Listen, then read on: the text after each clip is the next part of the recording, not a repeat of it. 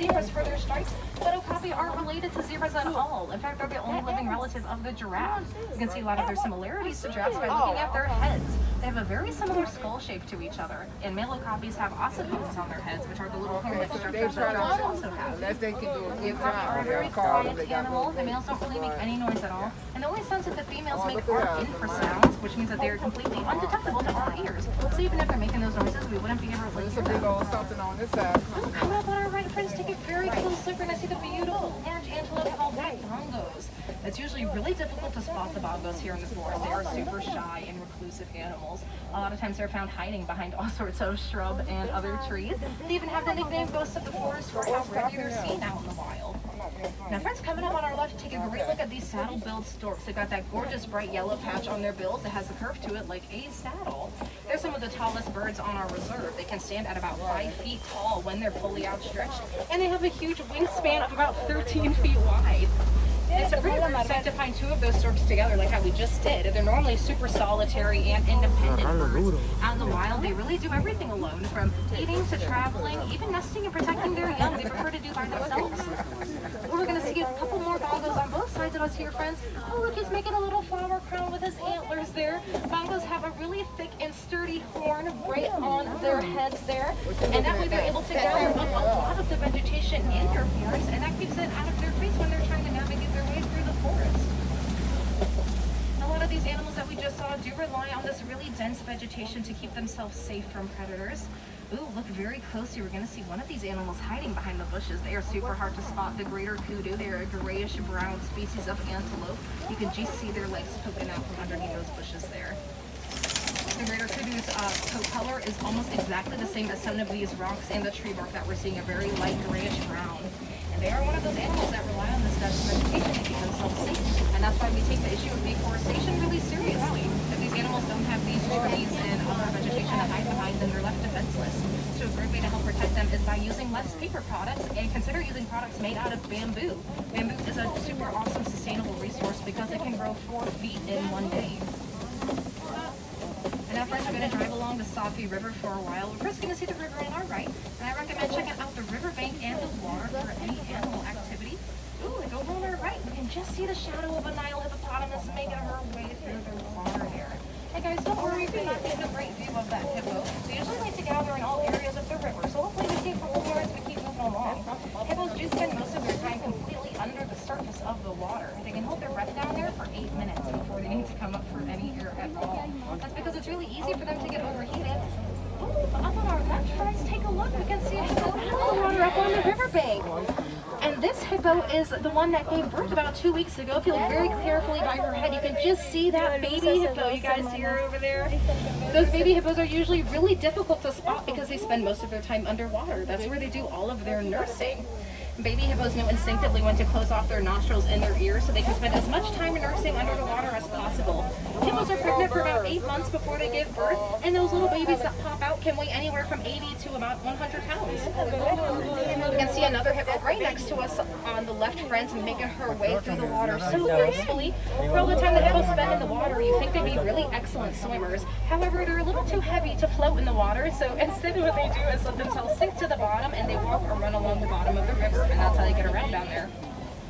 We're also seeing lots of these birds next to us. Those black ones are African vultures, and the white ones we saw a little bit ago were the pink-backed pelicans. Let's keep making our way through here, friends. It looks like next, after this waterfall on our left, we're going to see some Nile crocodiles down by the river. These guys are the largest species of crocodile in all of Africa. They can grow to be about 16 feet long, weigh up to 500 pounds, and live to be 40 years old.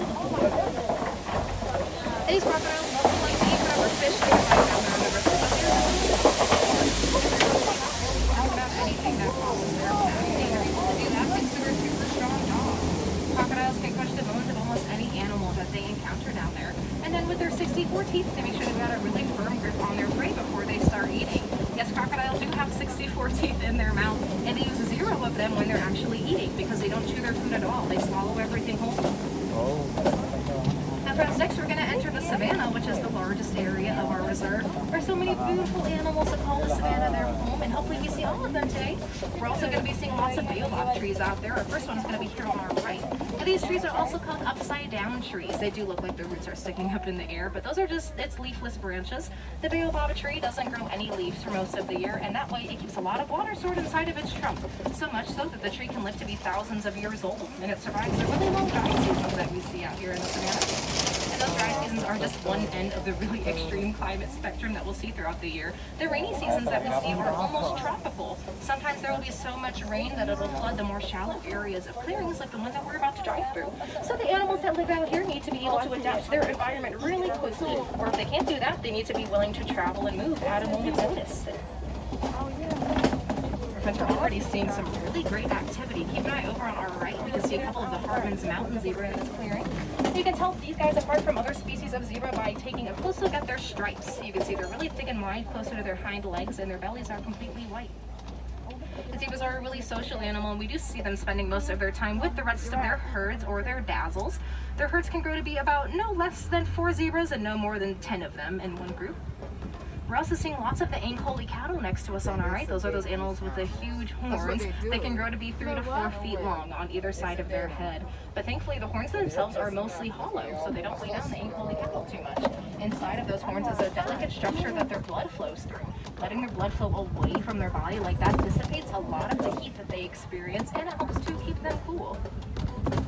You can see them munching away super happily on some of that grass over there. The Ankole cattle are one of many animals that we're going to see out here today that are grazers, and that means that they eat all of the grass that we can see growing on the ground.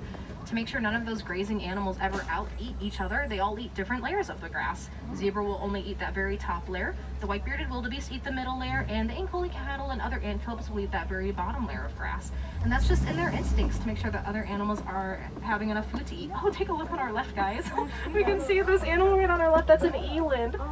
Elands are some of the largest antelopes in the entire world, and they are super strong as well. They can spring up in the air 8 feet upward from a standing position. Coming up on our left in this cave, we can see a couple of the African wild dogs are all taking a little snooze over there. These dogs are also called the painted dogs for the spotted colors that they have on their coats. They are super social and family-oriented animals. All of these dogs go out of their way to make sure that other members of their pack are staying safe and protected out in the wild. And keep a close eye over on our left, right behind this bush fence, we're going to see those reddish brown antelope called the Sable Antelope. They've got those gorgeous horns that curve backward toward their hind legs, and those horns prevent predators from jumping onto their backs to keep them safe. And coming up next to us, guys, we're going to see these white-bearded wildebeest, these gray animals.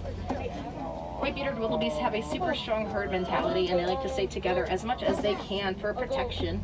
And we can see some Maasai giraffes right behind them there. And we do have a really large group of giraffes on our reserve.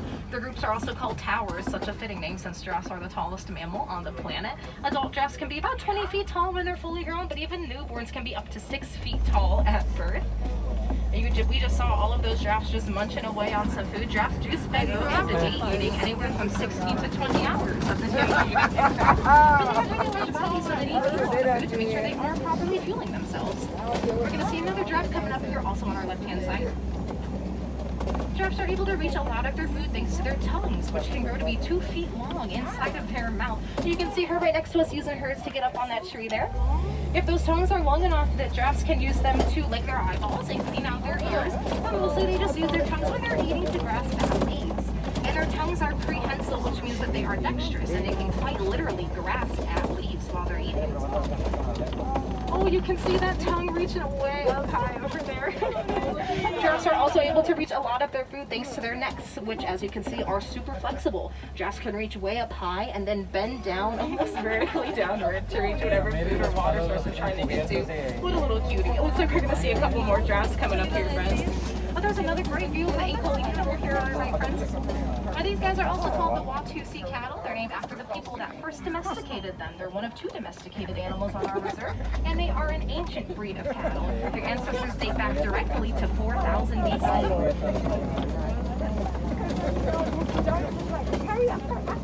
We're going to see another giraffe coming up on our right. Looks like she's also just munching away, so happy and content. As you can see, a lot of the giraffe's height is made up from their really long necks and their legs. The giraffe's heart works really hard to make sure blood can efficiently flow throughout all of their body. The heart that we have in our bodies weighs about 1 pound, but in a giraffe, their heart can weigh 25 pounds, and it can grow to be the size of a basketball. And again, it works really hard to make sure blood can reach way up high into their brains, but then way down low into their hooves as well.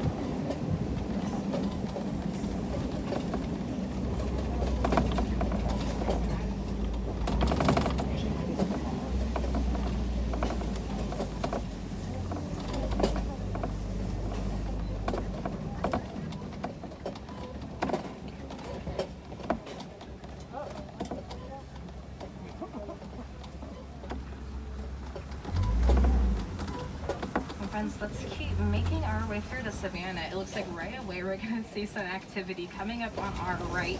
Keep a close eye after this fallen tree over here. Looks like we're going to see an African elephant having a little snack right next to us. You can see him using his trunk to grab at that vegetation. Elephants do rely on their trunks for almost every activity that they do throughout the day. Their trunks have 40,000 muscles in them. For comparison, we have about 600 muscles in our entire body. At the same time, guys, on our left, we see a couple of mandrels, which are the largest species of monkey in the world.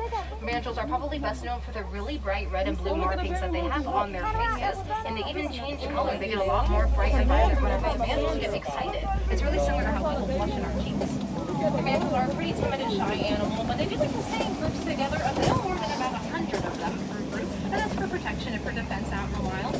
Elephants are another animal that usually really like to stay in their herds, so at least 4 or 5 of them. If you ever see one alone like how we just did, we can pretty safely assume that it was an adult male elephant. They are a lot more independent than the female elephants usually are. In fact, when they're fully grown, they will leave the herd that they grew up with and travel the savannah by themselves for the rest of their life. Sometimes they'll come across another alone male and they'll form a bachelor group together, but for the most part, they do just really like to be by themselves. So any larger herd that we see is usually a couple adult female elephants and all of their offspring, which are also called calves. Since elephants are a matriarchal species, those 2 large herds are led by the oldest and the wisest female of the herd. That's because it's pretty likely that she remembers where all of the watering holes are, where all of the plants tend to grow, just in general where it's most safe for the rest of the herd to live and to travel through. We do have one of those larger herds on our reserve, so hopefully, fingers crossed, we get to see that as we keep making our way through here. We usually find elephants on the reserve and out in the wild in really large clearings where there's lots of vegetation growing nearby, so lots of plants and greenery everywhere. As the largest land mammal on the planet, elephants eat a lot of food. Oh, we can see one eating right next to us over on our left-hand side. Elephants can eat up to about 300 pounds of vegetation throughout the day, so they want to make sure they're sticking close to areas that have lots of that vegetation for themselves and the rest of their herd. You can also see a little bit of grass on top of the elephant right next to us on our left-hand side. We will see elephants grabbing at grass and throwing it back onto themselves because it acts as a barrier between their skin and the sunlight. They have super sensitive skin, so we'll see them using objects like that, as well as dirt and mud as a sunblock. Looks like we're going to see a couple more elephants making our way through on our left. Let's see if we can see them a little more clearly up here, friends.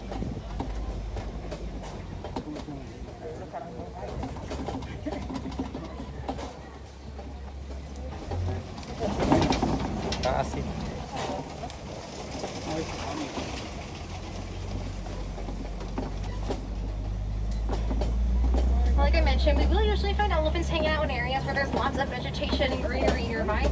We also like to see them close to a lot of watering holes. And obviously those elephants need the water to stay hydrated, but also to stay cool. We'll see elephants pick up a lot of water with their trunks and spray it back onto themselves and have a nice cool little shower, help them keep cool on hot days like this.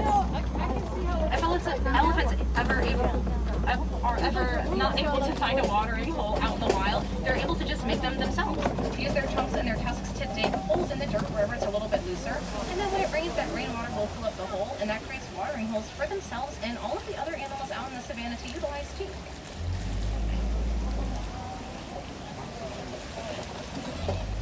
As it looks like coming up, we're going to see a group of greater flamingo hanging out by this island next to us on our left. A group of flamingos is also called a flamboyance of flamingos. And these guys are called the greater flamingos because they are the largest species of them in the entire world, and they're also the lightest pink in color. When flamingos are born, they're born more of a dark gray, and they start to turn pink with the more food that they eat. They eat a lot of brine shrimp, which have a protein in them called beta-carotene. So once those little baby flamingos grow up and they eat more food, when the color of their feathers will finally start to turn pink as well.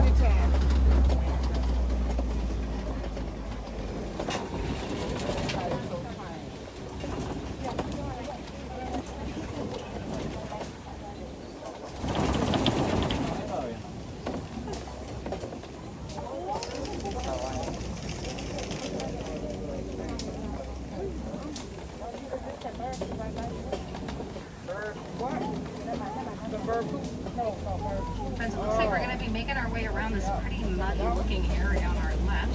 Hopefully it means we're going to find some animals nearby though, so keep an eye out in some of these trees as we drive through here. Sometimes we'll find animals hiding out over here, the ones that really like to roll around in the mud. It helps to cool the animals down, and when the mud hardens on their bodies, it acts as a sunblock, really similar to how elephants will throw mud on themselves for a sunblock too. And some other animals like to roll around in the mud because it's an insect repellent. It does a great job at keeping the bugs away from them. Oh, in fact, look very closely on our right, friends. You can just see a white rhino taking a little nap up there in the trees. It looks like there's a couple of them. Let's see if we can see them a little more. Oh, I see them. Rhinos are a really unique animal because they don't like to sleep just during the day or just at nighttime. They're both crepuscular animals. They have 2 periods of sleeping and 2 periods of being awake throughout the day. Right now is one of their more restful sleepy time periods. These guys will probably be a little more active in another hour or two. These white rhinos are a lot larger than their relatives, the black rhinos that we saw a little bit ago. These guys can grow to be about 5,000 pounds when they are fully grown. They are a quite large land mammal. For their size, they can look a little intimidating and scary, but they are extremely gentle and non-territorial animals. In fact, they get on very well with many other small species of antelope and even ostriches that we see roaming around the savanna here. But those white rhinos are also extremely social with each other within their herds. The female white rhinos will take part in what's called pair bonding. That's when one female picks out another and they become best friends for the rest of their life. And from that point on, after the females bond, they never leave each other's side. They eat together, travel together, and help each other to raise their young too. And now, friends, we're going to make our way around the Kobe Rocks, which is this really tall rock formation here on our left. Sometimes we'll find animals perched way up high on those rocks, but other times we'll find them hiding out in these bushes and trees right next to us. So really keep your eyes open everywhere. You never know where we might find activity in this area. What kind of animal though?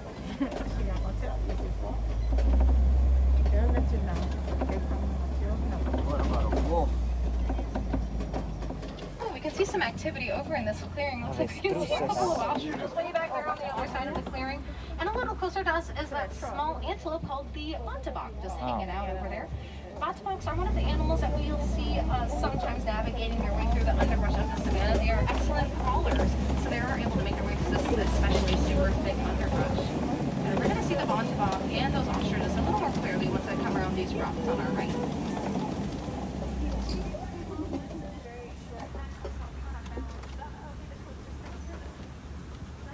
Oh, el warthog. Warthog. Vamos a ver el animal que se parece a Pumba. And first, it looks like coming up on our left, we're going to see a couple of warthogs hanging out in this clearing over here. You can see one taking a nap by that really large tree on our left. And there was another one. Oh, there he is. I almost missed him right next to us there. Warthogs are related to the domestic pig, but unlike your average pig, they have those tusks that grow on either side of their snout. Their tusks are super strong, and that's what they use to dig their little burrows that you can see right next to us. They are the largest burrowing land mammal on the planet. Warthogs will like to back up into their burrows and then leave their tusks sticking out while they sleep, and that wards away predators and helps them to sleep a lot more peacefully. My friends, again, here on our right, we can see that bottebok a lot more clearly now, and all of these ostriches right next to us, too. Ostriches are the largest bird on the planet, and you can see a lot of their height is made up from their legs. Their legs are, like I said, very long, and they're able to run really fast on land. They can average around 40 to 45 miles per hour when they're running. Their legs are also super strong, and that's what they use to kick their predators. Ostriches rely on their legs so much to keep themselves safe because they are a flightless bird. They don't use their wings at all to fly. And instead, they hold their wings out from side to side while they're running, and that helps them to change direction and stay balanced. And that was a nest of ostrich eggs that we saw back there, actually. One of those eggs can weigh about 3 pounds, which is the equivalent of 24 chicken eggs. Both the female and male ostriches will do the nesting and protecting of those eggs throughout the day, and who doesn't win depends on what time it is during the day. Since female ostriches have lighter gray-colored feathers, they'll do the nesting during the daytime when it's lighter outside, and then males with their darker, almost black feathers will do the nesting at night. My friends, we're at the edge of the reserve now, so we're going to make our way through the Magadi Glen here and then head back to Harambe Village. We're going to make our way around the Warden's post, and this is the headquarters for our Warden. And this is where he keeps his little herd of the Nigerian dwarf goats. You can see them all hanging out in front of the post over here. They're such little cuties. They're also really adventurous and playful animals. A lot of times we'll see them chasing each other around or headbutting each other in front of the post just to keep physically fit. But right now it looks like they're all resting or having a nice little snack. These goats eat a lot of plants that other animals usually avoid. They eat a lot of varieties of weeds and ivy. And they help out the Warden by tending to the land right there in front of the post. And in return for that, the Warden helps out the goats by keeping them fenced in right there. He's making sure that predators stay away from them and that the goats are nice and safe. Friends, just like how the Warden and the goats help out each other and they both benefit from their relationship, there are so many things that we can all do back home to support our local wildlife, and in return, those animals are going to help us out as well. One really great way to do that is just by keeping flowers outside your home, either in your backyard or your patio or balcony, and by doing that, you're going to bring pollinators like honeybees into your local area. A lot of the plants that we see around us right now wouldn't exist without pollinators to support them. That includes a lot of fruit and vegetables that we all eat every day. So by keeping those flowers outside, you're going to give those pollinators a chance to survive and thrive in your area. And in return, you're going to provide food for yourself and others in your community. Sometimes that's just one of really countless ways that we can help support our local wildlife. There's so many things that all of us can do every day to make sure we're doing everything we can to protect these animals in their habitats. If you guys want to learn more about what you can do to get active in conservation, or if you have a question about something you saw on the reserve, you want to learn more about any of these animals, you can feel free to come up and talk to me once we're parked at the unloading dock up ahead, or you can ask any other safari guide that you see while you're exiting today. All of us are really passionate about these animals and protecting them, so if that's your passion as well, we would love to chat with you guys about that for a little bit.